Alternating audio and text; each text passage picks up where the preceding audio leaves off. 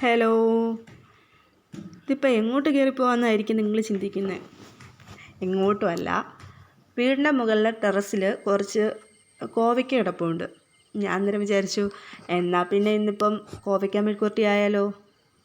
അതും എൻ്റെ സ്പെഷ്യൽ കോവയ്ക്ക മെഴുക്കുവരട്ടി.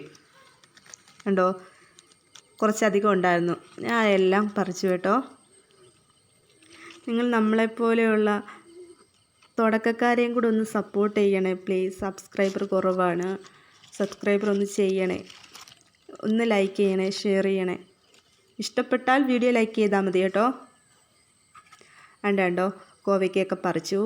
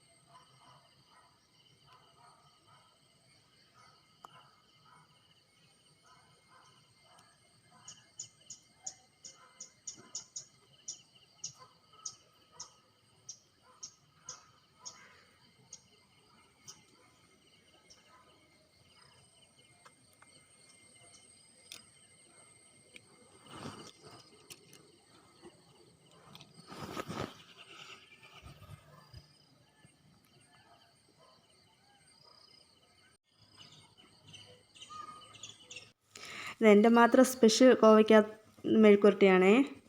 ഒരു ചീനിച്ചട്ടി അടുപ്പത്തോട്ട് വെച്ചു. അതിലേക്ക് കുറച്ച് വെളിച്ചെണ്ണ ഒഴിച്ചു. അതിലേക്ക് കടുകിട്ട് പൊട്ടിച്ചു. കടുകിടാമേ.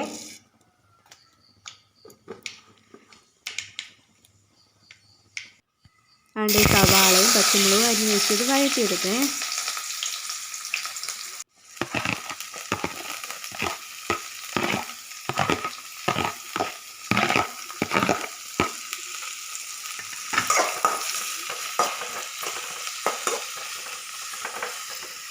ഇതിലേക്ക് അരിഞ്ഞ് വെച്ചിരിക്കുന്ന കോവയ്ക്കയും ചേർത്ത് വഴറ്റി.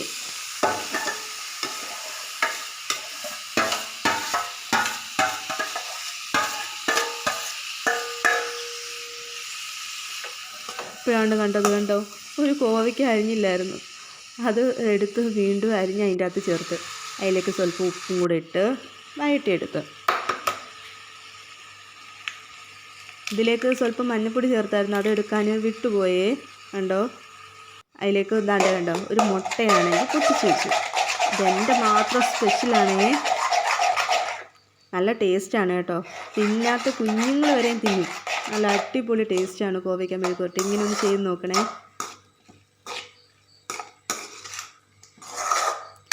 ഇതൊന്ന് വഴറ്റിയെടുക്കാമേ.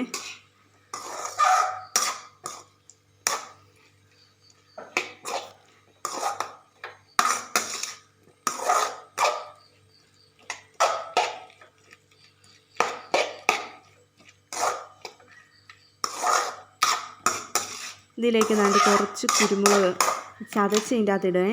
ഇതാണ് ഇതിൻ്റെ മെയിൻ ടേസ്റ്റ് കേട്ടോ, ഈ മുട്ടയും ഈ കുരുമുളകും. ഇത് സ്കിപ്പ് ചെയ്യല്ലേ.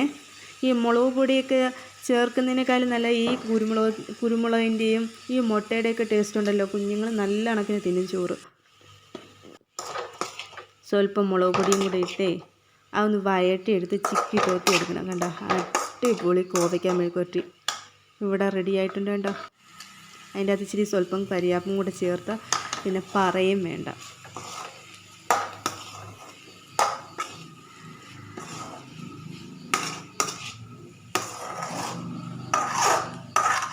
ഇവിടെ മക്കൾക്കൊക്കെ ഇത് വലിയ ഇഷ്ടമാണ്.